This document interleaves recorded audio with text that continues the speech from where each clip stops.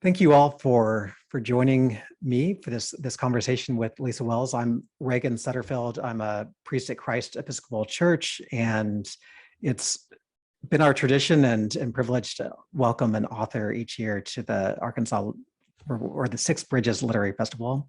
Excuse the name change, still catching up with us, but so glad to have Lisa Wells with us today.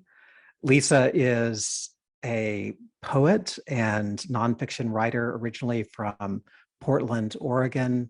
Her work has appeared in places from the New York Times to Harper's, Granta, The Believer, and her poetry collection, The Fix, was the recipient of the Iowa Poetry Prize.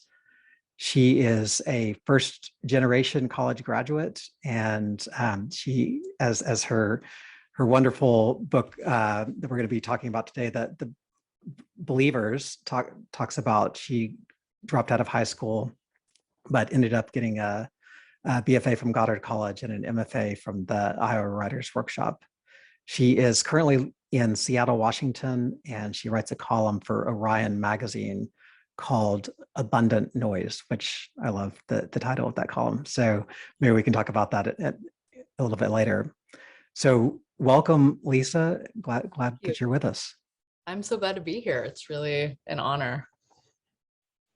So I thought that we could start off by having you read just a bit from Believers, Making a Life at the End of the World, which is just such a fantastic book, and I look forward to having a conversation with you about it. But I would love for you to give us just a little bit of a feel for the book by reading. Great, yeah, thank you. I have my copy too. So I was just going to read a little section from an essay about a man tracker named Fernando Moreira, aka the Portuguese Sherlock Holmes. And the background on how this essay ended up in the book is that when I dropped out of high school, as you mentioned, I did so to go to a wilderness survival school with a few of my friends, and we were sort of preparing for ecological collapse and the collapse of civilization. So I'm going to minimize myself here. So one of the main components of our study while we were at this school was animal tracking and wildlife tracking. And more than just a practice that was useful to you as like a hunter or a person trying to evade antagonists in this sort of post-apocalyptic world we were all preparing for. It was also kind of a spiritual worldview. It was the way that we interacted with the elements of our lives and with ourselves. So it kind of was superimposed on everything. Long story short, I became sort of disillusioned with that this particular charismatic figurehead that we had been following, essentially, and kind of defected from that world for a time. So my friend Willem, who was also at this wilderness survival school with me, had become kind of he'd stuck with tracking for 20 years, and then he had become a kind of apprentice to this Portuguese SAR tracker, search and rescue tracker. And he just thought he was the real deal and kind of an amazing virtuosic guy. He could track people for miles over solid stone. So I decided, maybe this would be worth revisiting in a new context and just see if I can kind of unburden myself from the baggage of what came before and find out what there is to learn from this guy. So I went to his tactical tracking class, and I'm just going to read a short section from I think it was the second evening of the class.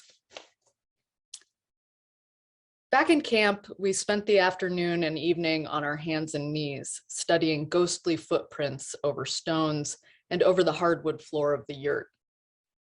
By a certain cant of the light, you could see where a foot had displaced dust on the hardwood, and you could see a subtle shine where a rubber sole under 200 pounds of human pressure had polished the surface of a stone. This was not bluster or hallucination. I could see it too. For once, rather than incompetence, I felt an inkling of the possibilities that I'd been hearing about for more than half my life. All the while, I was turning Fernando's words over in my mind. Everyone has the right to come home. My own desire to come home was one reason for going to Deer Island in the first place.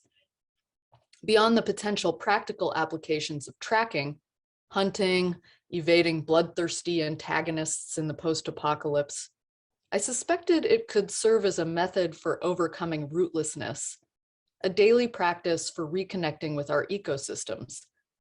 In the most basic sense, to track is to attend. But I had a personal stake in the prospect too. Growing up, I'd spent a lot of time outdoors, a solitary kid, not always by choice. According to some neighbors and state agencies, this constituted criminal neglect on the part of my parents, who were too busy working to survive to take offense. But it also occasioned some remarkable experiences. I wasn't raised religious, but I wound up inventing a sort of faith from the trees, the overgrown fields near our house, and the fat clouds herding through the blue. In all those hours alone, I was not alone because I sensed a greater presence. The presence was omniscient and held unwavering interest in me. It pulsed in the backyard oak and bounded from the blackberry. The feeling of this presence resists description. Rilke was close when he wrote, "We're all falling, but there are hands here too, holding all this falling." One way to think about it is force, a force akin to the kiss of two magnets, or the pocket between two bones that gives the body spring, where there might have been pure friction. The force was in the hand and in its falling, but it was also in the holding up and in the space between. I spoke to it, and when I wasn't speaking directly, I performed. My life became a kind of performance for the presence. Lacking as I was in adult oversight, I don't think it's a stretch to assume I was projecting a parental figure on the environment. But in any case, the so-called natural world became a kind of God to me.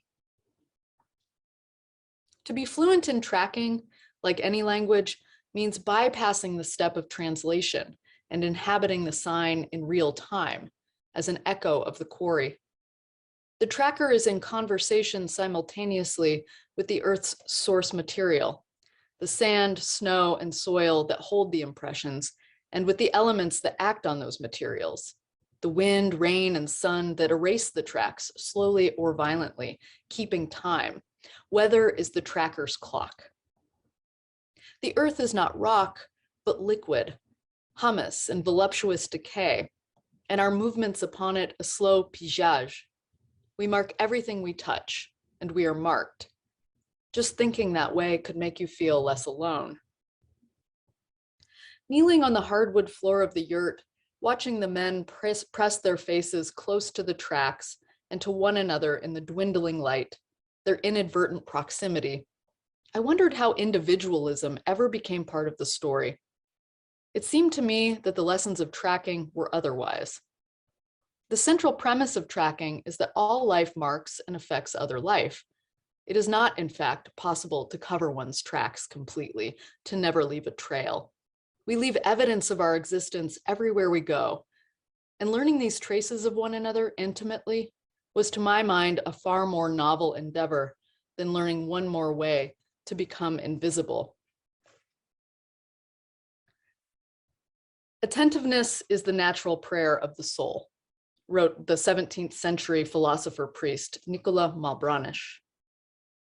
If we believe him, it follows that whatever commands our attention will determine the form of our God. If we mainly train our attention on the screens of our devices, that's one kind of prayer. If we train it on the dirt or the birds or the faces of those we love, that's another. Most of us run a gauntlet of rotating concerns with little agency over the convulsions of our minds, or else we forego agency entirely and remit our attention via any number of substances to a high. In any case, our preoccupations become objects of worship. To track is to attend, to be alert to the signs of another, whether human or animal or element, and responsive to their calls.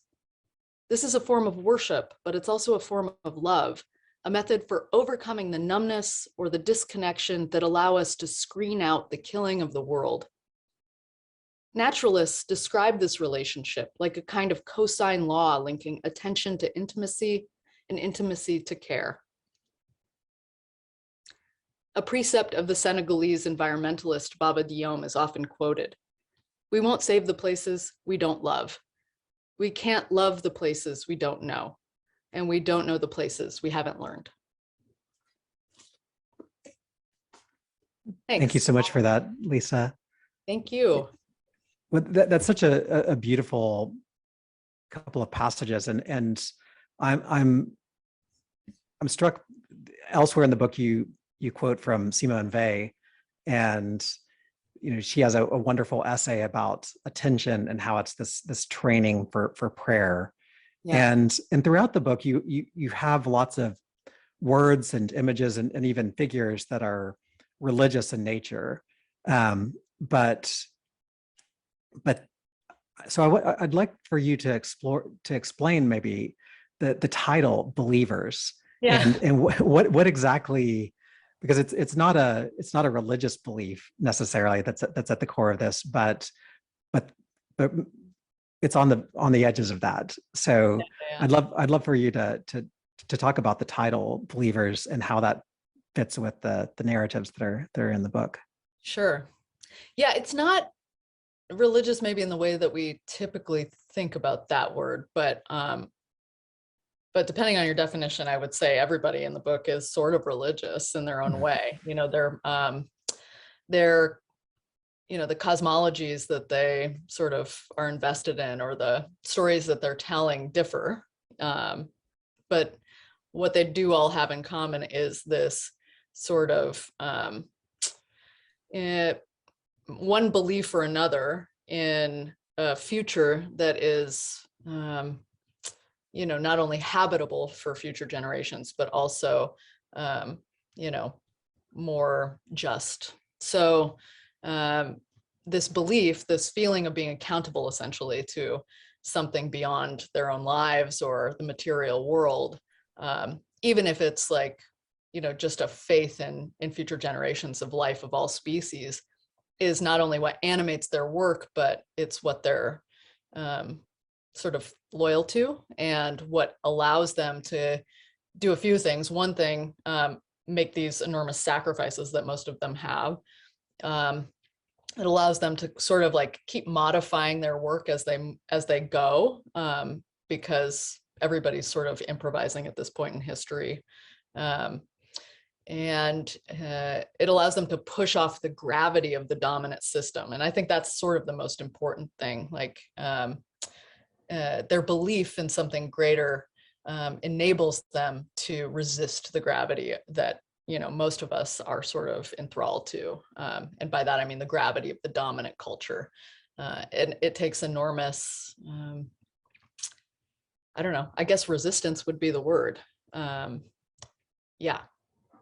So resisting that gravity, one of the other commonalities that I noticed in the stories is, I may have missed it, but I don't think once in the book was there a mention of clean energy or solar panels or this kind of the kind of typical response that the one sees in the response to the ecological crisis. And I quite liked that about the book, but it seems like many of the figures that you're profiling and in your own reflections have sort of taken up the answer to the question of, the Dark Mountain Project saying, what if we stop pretending?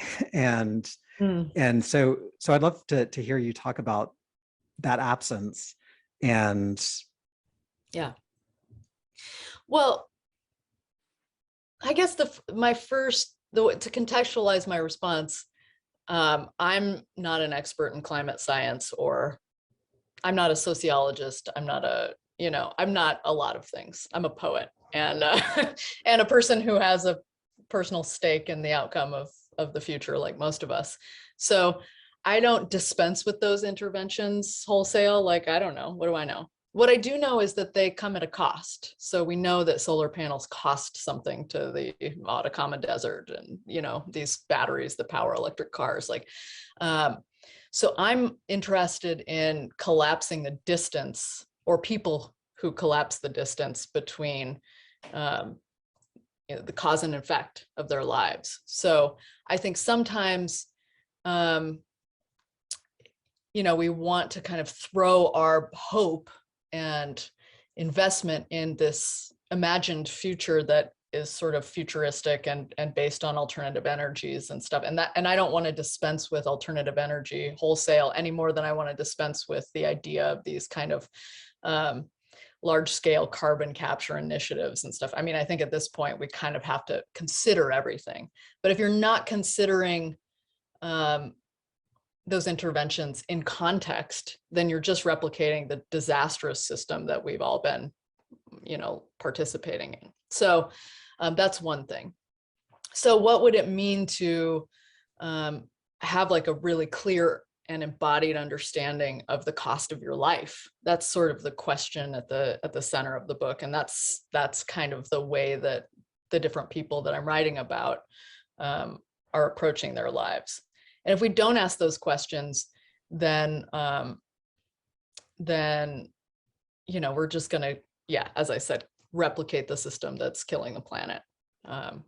We have to collapse. These abstractions can't stand, basically. Yeah. Well, one of the things I always love in a book is learning new words, and one that I picked up from your book that's early on is the word ruderal. And I don't know if I'm pronouncing that correctly, but it seemed to be this. I mean, you begin with it because I think it offers a sort of metaphor for all of the characters that we're going to encounter in the book. So I'd love for you to talk about what ruderal is, and then how that figures in the overall narrative. Yeah. So this is a book, or a word, that I learned from Dow Ryan, who's a permaculture person who's radically rethinking our relationship to invasive species. And I write about her in the book. But so, I'm not an ecologist, but ruderal ecosystems, ruderal plants, these are basically ecosystems, just after a major disaster, which can be man-made or natural, quote unquote. And ruderal species are the species that first start inhabiting these landscapes after a disaster. And they can be native, or they can be, quote unquote, invasive. But they serve a purpose, basically. These species come in and they, they can fix nitrogen in the soil. They can break up compacted soils. They, provide fodder for pollinators. So they're doing a lot of work. And then eventually, many of them, though we tend to view them as pests, will die back, and they fertilize the earth, and they've made the conditions for native species to return and forest succession to move on. So I like this idea, of course, as a metaphor for what we might do at this transition point, or at this threshold that we're all living at. So, rather than striving for perfection or some imagined version of purity, which tends to be sort of the conservationist. I mean, that's not anymore. There's a lot of critical conversations about this, but for most of us who are into nature, we grew up on these texts that really pitted wilderness, or pure natural environments, against man, who was inherently evil. And, we're starting to learn that, in fact, the communities that have inhabited Turtle Island for time immemorial had very active and involved relationships with managing landscapes, or co-cultivating these landscapes. So, not only do human beings stand a chance of becoming a kind of keystone species that's interacting with the land beneficially and increasing ecological abundance and health and diversity, we can remediate a lot of the damage that has come from this kind of adolescent culture of extraction. And in the book, I profile people who are doing just that, really healing these very toxic landscapes, or landscapes that are choked with brush and debris, and helping to resurrect them in a sense. So again, I'm not religious, but I do like the way these metaphors kind of echo down through the book and through these stories. The idea of metabolizing grief and metabolizing, toxins, and helping something new be born.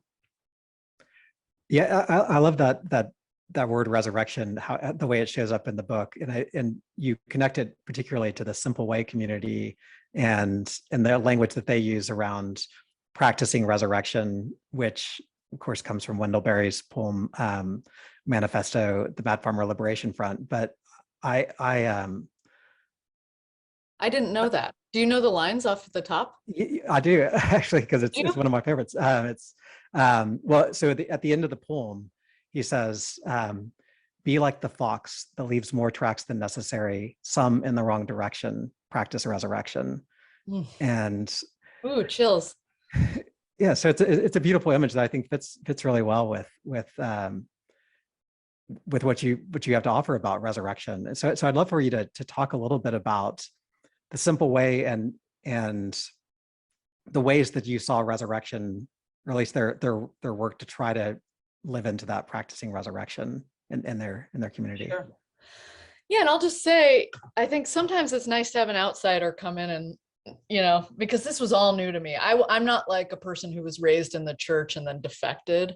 So, which I've known a lot of those folks in my life. So I don't have as much baggage basically in approaching these subjects. So, and I didn't know anything really going in. So, I mean, aside from what you pick up in the culture, because there's a lot of sort of Christian metaphors and ideas in the groundwater in the US, but this was entirely new to me, and it was like pretty profound, this idea of, these new ideas about sin and redemption and resurrection. So in the Simple Way community, they're taking, probably most famously, guns and melting them down in this forge. And then there's like a kind of community grief process around pounding them into gardening tools. And this comes from the verse about, turning swords into plowshares.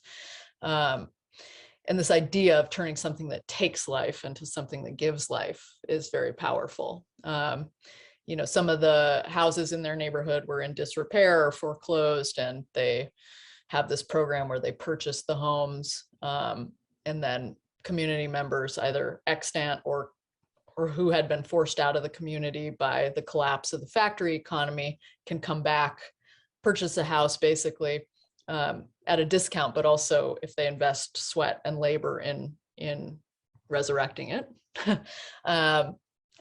There was a big fire in the community, and they turned one of the areas that had been burned to the ground into a garden that now feeds the people. So again and again, basically in every aspect of what they do, this idea of transforming grief and pain and poison and, things that they're not bad. They're just, they're here and they're ours to deal with. So metabolizing that and helping them transform into entities that give life. So I find that so moving, as a poet, of course, we all love the roomy, the wound is where the light enters you. And this idea that, what you've lost becomes the cup for empathy and for service. And, in a way that grief and pain is requisite to doing good.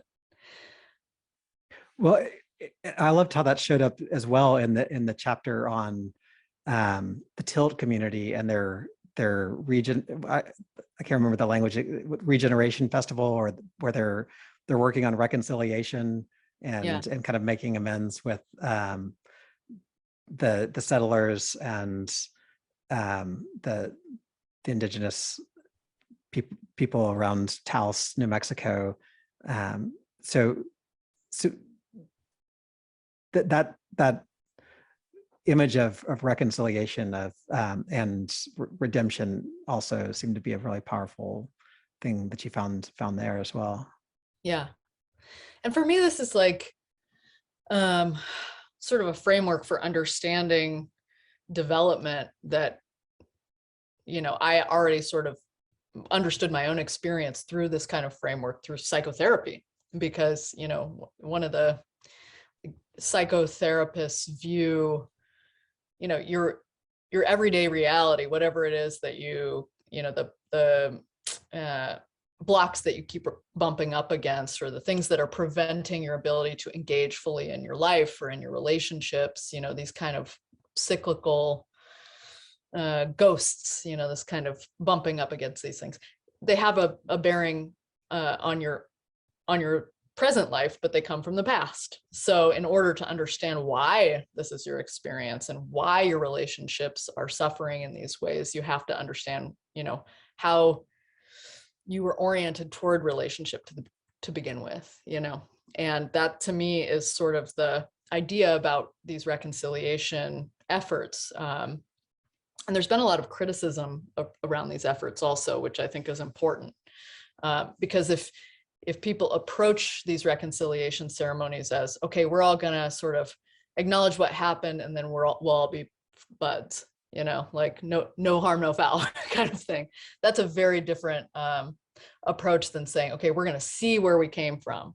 We're gonna acknowledge these harms, and that's going to help us to better be of service to our community today and in the future, and to, commit ourselves to material change, so that this harm from the past isn't sort of unconsciously just regurgitated cyclically, right? And so, yeah, that's again, I think this idea of, serving life by understanding where you came from. Mm-hmm. Well, and that relational aspect, reminds me of ecology and how we find our stories and even our own bodies embedded in these contexts that have a history. And early on in the book, you have this encounter with one of the most fascinating figures, which is Phoenicia Medrano, and she says to you that you're, I can't remember the exact phrasing, but that you've been poisoned, and because of your being part of Babylon. And she but then later on in the book, you return to that kind of her diagnosis of you, and you were going through some health problems then, and you have this wonderful reflection on the ecosystem of your body fitting within the ecosystem of your life, and the realities that we're all a part of in industrial civilization. So I'd love for you to talk a little bit about that. Yeah, and I know you've had your own sort of journey with this, so I'd be curious to hear what your thoughts are. But yeah, so I had kind of one of these mysterious, maybe autoimmune, kind of chronic health issues. I mean, I still sort of have it. I mean, it's the kind of thing I'll always live with, but it was very bad at the beginning when I first started reporting the book, and nobody had any answers for me. And so, the passage you're referencing has to do with, so Phoenicia Medrano, long story short, is a person who had lived off the grid for like 40 years as an itinerant gardener, replanting these, or at least, helping to encourage the health of these native gardens. So she just felt like anybody who participated in the hierarchical empire, anybody who took more life than they gave back, anybody who would take life and not serve the communities of life that gave them life. Okay, anybody who broke that covenant was a sinner and going to hell. And so anyway, a lot of that chapter of the book has to do with her kind of haranguing me, or telling me what a piece of ass I am. So that at the end of that chapter, she says, you're as sick as the culture that you depend on, basically. And one day you're going to wake up and look around and see that devastation that is all around you is also inside you. And that became like pretty instructive to me, actually. And at the end of the book, I hear the poet Brian Tier give a lecture about his own struggles with autoimmunity. And he's essentially like, you know, you're an animal, you're a body in the landscape, and you're affected by everything that's around you, you know? And there's no reason why, you know, you should have like a pure, healthy body if the ecosystem that you are interacting with and depend on is suffering and is sick.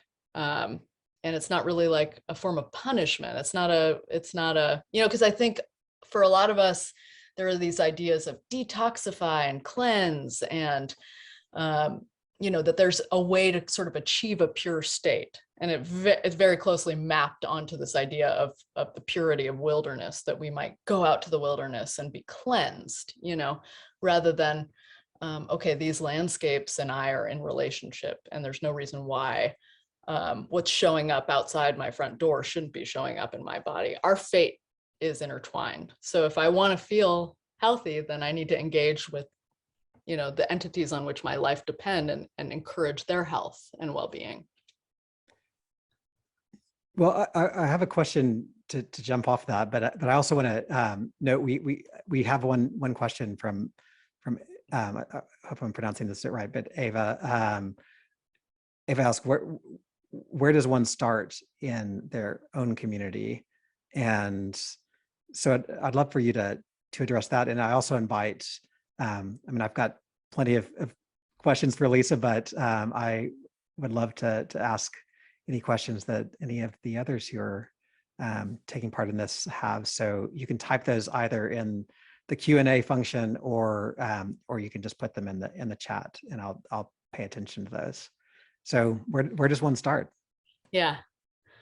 Well, the first thing is that word community. So if you have a community, that's great. You've already, like, you know, come a huge step forward, I think, because a lot of folks these days don't really feel like they have a community, and they're living increasingly in isolation and, you know, disconnected from others, and partially due to our global circumstances with the plague, but also because so much is now conducted through these devices and through these screens. So I'm not very prescriptive about this stuff, not because I don't want to sort of share what I've learned, but I think because I set out on this project hoping to find some concrete interventions to live in a different way. And certainly I did find some of those, but largely what I ran into was like recontextualization of everything that we know. So it doesn't translate very readily to bullet points. So it's not my resistance to the question. It's more like I'm still living the question. But the general idea is, how do we overcome abstraction and the abstraction of our lives, whether that's, you know, in our interpersonal relationships with other people, whether that's our relationship to our food and our water and our shelter and to our histories. You know, I guess the only solution that comes through the book is find a way to close that gap and reconnect, and to know it's a process, and it's not just going to happen because you know, everybody buys a piece of land and moves onto the land together. Like, you're going to bring all that baggage and those ghosts with you. Like, I think you can begin the process living in an urban environment or anywhere, you know. So one big thing that I learned at that survival school that was actually a positive legacy was this idea of, you know, back to basics. Like, where is your water coming from? You know, whether that's a municipal water supply or a well or a river. And, you know, where does your food come from? What is the impact of, you know, where you're buying it and how, et cetera, et cetera. So just, yeah, closing that gap is a good starting point. And also acknowledging that, it's very difficult to live completely free of these systems that are damaging the planet. And at this point, I don't know that that's the point. Like one of the things my friend Peter talks about is, developing resilience within communities and within localized communities, and carrying the torch forward for future generations. Because while we want to do everything that we can to preserve, the health of the land as it is, and we want to do everything we can to push against these merchants of death who are hastening the end of the world. Also, to some extent, this system, this global civilizational system, is going to collapse because it's going to, exceed its resources. So, are you ready to kind of carry that torch through the dark and pass it on to the next generation in the form of these skills, these heritage skills? Yeah. I think that's Sorry for rambling. No, that was really helpful, and I think the next question fits nicely with that. Jerry asked, we're faced with so much anxiety and grief. The driving forces within communities are either fight or flight. But how would you name a third way, or what is the necessary thing that resists fight or flight and gives life and creates action? Wow. I'm going to think about the question for a second.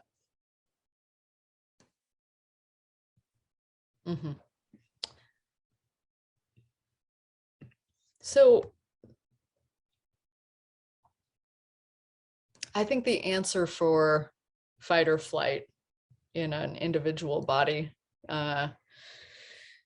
is secure attachment. And the ability to, fight or flight are crucial to our survival. This is how we respond to a threat, and we have to honor those impulses. But if the system doesn't find safety and security, then it's going to, just be living in that place, and then hence adrenal fatigue and all the other things that we're all dealing with. So maybe that comes back to the last question, like how do you create a situation where people are taken care of and where their belonging is ensured, even if they make mistakes, even if they aren't necessarily living up to our expectations, like that kind of idea of cradle to grave security. So that's one realm in which we create the sense of safety that allows us to calm down and be back in relationship with others. Because when you're living in these hyper aroused states, you can't really, you're not accurately perceiving your environment. So you're not going to be relating to your people or to your ecosystem in a way that's sort of free of that haze that we see through when we feel our back is up against a wall.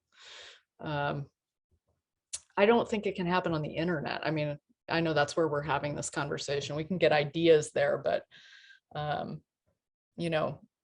sort of view, I've lived long enough that I've seen the shift from people interacting in person to interacting online. And, I don't throw out the entire digital world, but I do think it's important to recognize its limits. There's something very important about being in proximity to another person, or being in proximity to the animal that you're going to eat, or to the plants you're about to, harvest. And seeing the way that your energy interacts with that energy, like saying something hard to someone's face and seeing how it hits their nervous system, and then being willing to sit and be present to their response. Like, it's a much slower way of being in the world. And I think it ultimately leads to more sort of humane outcomes. Well, another question in the chat is about poetry, and as a poet, what's the role of poetry in resilience, and who do you turn to in that realm?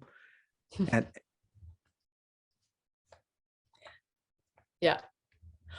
I think the other thing that I got a little lost in La Mancha there for a second. The other thing I want to say is when we're facing like the threats of ecological collapse and climate disaster, back to the fight or flight question, it's, to me, it's like it's a multi-pronged thing in terms of how you orient to yourself. Because if you believe that you somehow have the power to affect the globe on your own as an individual, you're going to collapse. The system, you will, become so overwhelmed that you spoil your own brief and precious life, or, you will want to hide in a corner and binge Netflix for 6 days or whatever. So like simultaneously, you have to recognize that you can do good, that you can remediate damage, and you can, bear some responsibility for your inheritance, but you're also just like, you're born yesterday essentially, and you've got one foot in the grave. So like,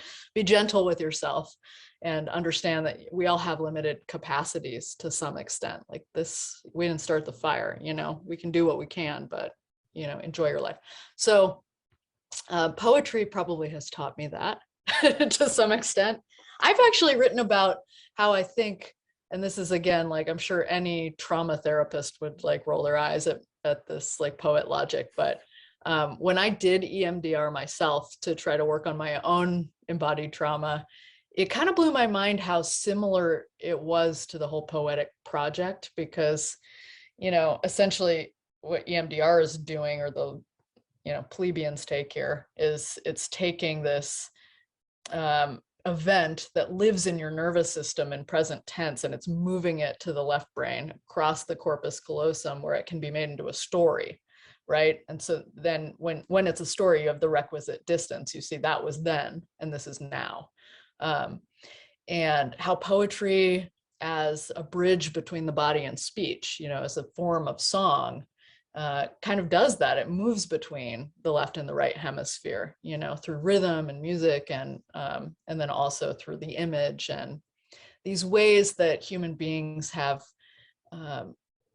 understood their relationships to the world and incorporated them almost as a form of mysticism, right?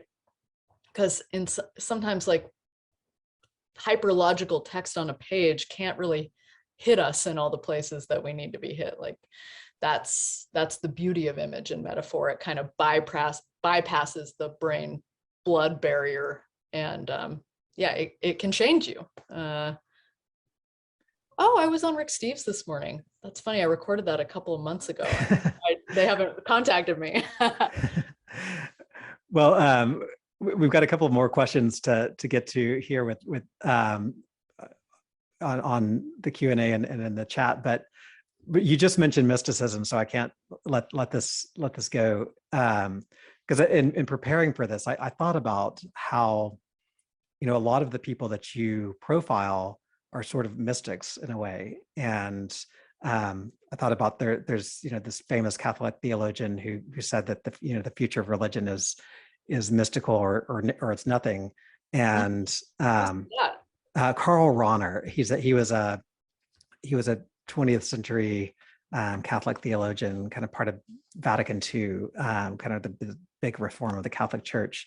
But then I also looked at Evelyn Underhill, who's a classic British writer on mysticism, kind of from the end of the 19th century into the early 20th century, and she says that mysticism is the art of union with reality, and that to me spoke to like a lot of what the people that you're profiling. That's that art of union with reality. That seems to be part of what they're aiming at. Yeah, tell me more about that. So what is reality in this context?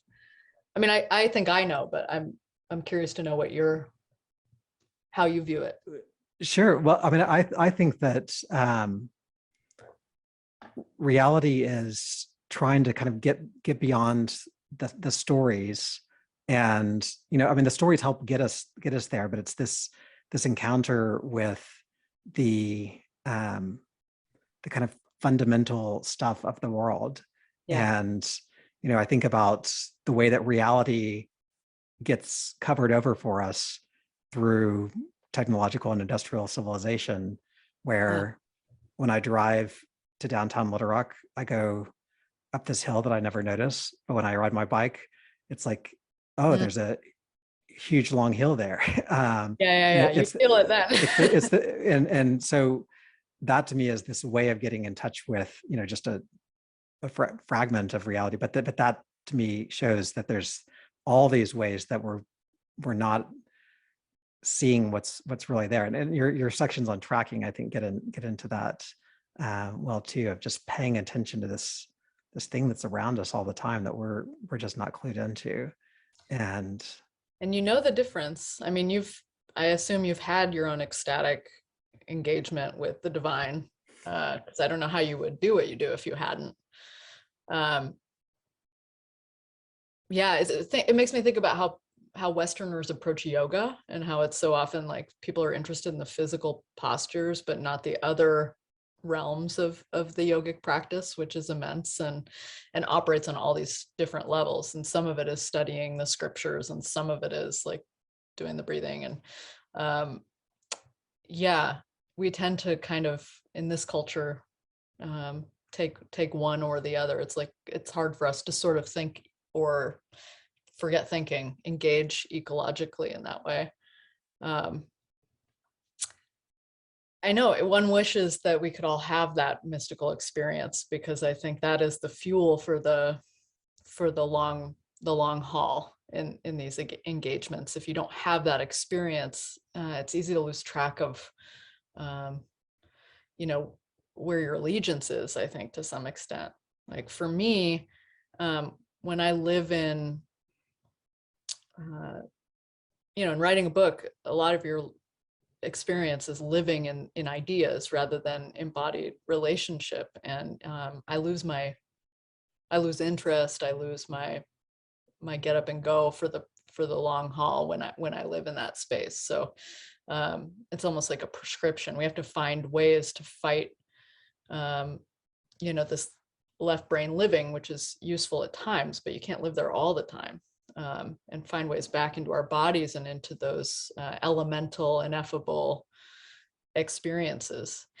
You brought up the tracking essay, and I think, it's kind of the outlier of the book, and that Fernando Morera isn't in any way an environmentalist, or like he doesn't fit with the others.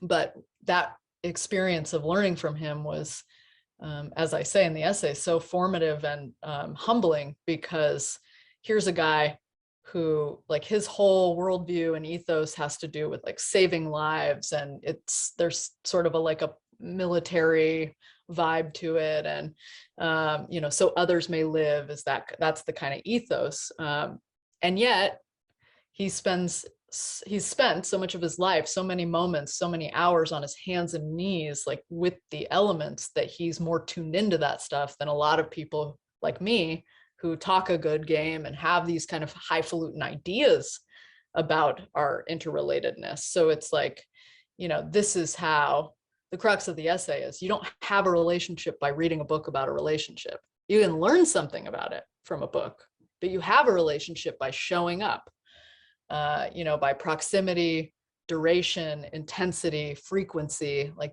this is how we know we're in relationship. Yeah. Well, I think tracking is a kind of tool of relationship that seems to me how you're framing it in the book. And I think this pivots to Lori's question. Lori asked, she says that your book is an element that is badly needed in this corporate dominated world. My worry is that we as a Western culture are so sunk into that culture and the idea of individualism, the breaking out of it and resurrecting our deep community-oriented humanity might be nearly impossible. Are there tools that might make that journey back to the real world possible? Well, I worry about that too. I think this is why the Exodus story is so interesting to me, because, whatever this promised land, like this idea of the deep community, the that kind of direct relationship with the ecosystem and with one another and all of that. It's a process. Like, we may not get there in this generation, but we can do what we can to put one foot in front of the other and walk toward that way of relating. For me anyway, that's helpful to stop. Because when I was a kid, when I dropped out of school, I imagined the end goal, which was this sort of idealized community, off the grid in the wilderness with a bunch, like this kind of village culture. And I was very disappointed by my inability to get there, by my own limitations and my own enculturation that kind of prevented that for me. And it crushed me. And I think, this crushes a lot of activists when when the rubber of your idealism hits the road of lived reality, and once again, I feel like reorienting toward, for me, whenever I do anything now, the only way I can get through it, and like set aside my own anxiety of being wrong or insufficient or whatever, is to think about the babies, the future generations, not just of people, but of species. And I just continue to return to the question, how can I serve you? And that to me is enough. That's a really profound question. And you mentioned babies. So I was curious, you say in the afterword that right as you were closing the writing of this book, we were starting into the pandemic and you're 9 months pregnant. And yeah. so now that you have a baby, have a child, I wonder if it's changed anything for how you understand any of what we've been talking about. Yeah. Or if there's something different different way that something you would have included or excluded from the book. Yeah. I think for the pro parents in the audience, this would not be a revelation because you've already been there. But for me, kind of coming to the end of my window of being able to have a kid and wondering if I should, and feeling a lot of anxiety about what that would mean for that person. And then deciding to say yes to life in that way. Not for everybody, but for me, it's something I'd always wanted. So saying yes to that desire has changed a lot of things. I mean, on the one hand, this is a way of overcoming the abstraction. Like when I talk about future generations now, it's not something in my imagination. It's someone I have to face every day, and so I have more skin in the game, I would say. And it kind of came at a time when I had gone through a process of making peace with my own mortality and having lost a lot of people around me over the last decade, really coming to grips with my own death, which is a great way to live, I think, to sort of walk with death in that way and to know that it's imminent, essentially. But it also, I don't know, it can kind of take the fire out of what you're doing, So in a way, I feel like I had that early life fire of wanting to fix things so that I had a planet worth living on, and then just as that started to wane, now my investment is for this other life, because I don't know about you, but I don't care as much about my own survival. I'm far more interested in what kind of world he's going to inherit. Well, I know that we're running down on time, and part of my responsibility is to keep us on track time-wise. But so sorry for those who have asked questions that we're not going to quite get to. But I think that it's always important and helpful in a conversation like this to end with who are the writers and other books that, this is a book festival. So yeah, who do we need to know about that you would turn us toward, both in any category? Who do you want readers to know about that maybe they don't? Well, when it comes to books that are sort of in the vein of my book, I think you probably know a lot of them, like I know a lot of the ideas that I came to through my reporting were already sort of being um, described beautifully and then some by writers like Robin Wall Kimmerer and Daniel Quinn was a huge influence of mine when I was a kid, and that's like a really great starting point, I think, for young people. That book Ishmael, yeah. Yeah, it has its problems, but it's really a great introduction to rethinking some of the ideas that we take for granted. I really love this Beyond the War on Invasive Species, which I write about in the book. And again, I think that's by Dow Orion, and that's another it's about invasive species and native plants and ecosystems, nominally and certainly in its research, but it's a real awakening, I think, to this kind of interrelatedness and how we might move beyond these ideas of viewing ourselves, viewing plants and other species through this projective lens of good and bad, right and wrong, these kinds of untenable dichotomies. Yeah. Well, thank you. That's really helpful. And that book in particular was one when I read it and about it in your book is one I immediately put on my to read list, because I think that is a really important question. Yeah. What about you? What do you recommend before we say bye? Oh wow. So you quote from Watershed Discipleship and talk about that movement. But I think that some of the questions, even if you're not a person who's a Christian practitioner or religious, even, I think that book raises, I mean, it's uneven, it's a collection of essays, but it has some really profound questions that I think people would do well to engage with. Agreed. Yeah, that's a great book.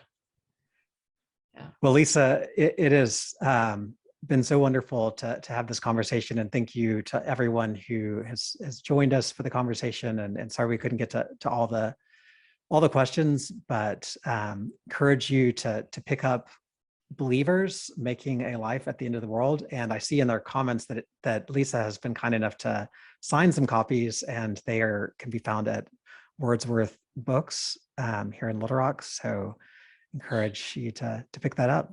Yeah, I just want to say thank you so much, this audience and to you. This has been just a really generous conversation. I'm grateful to you and your community.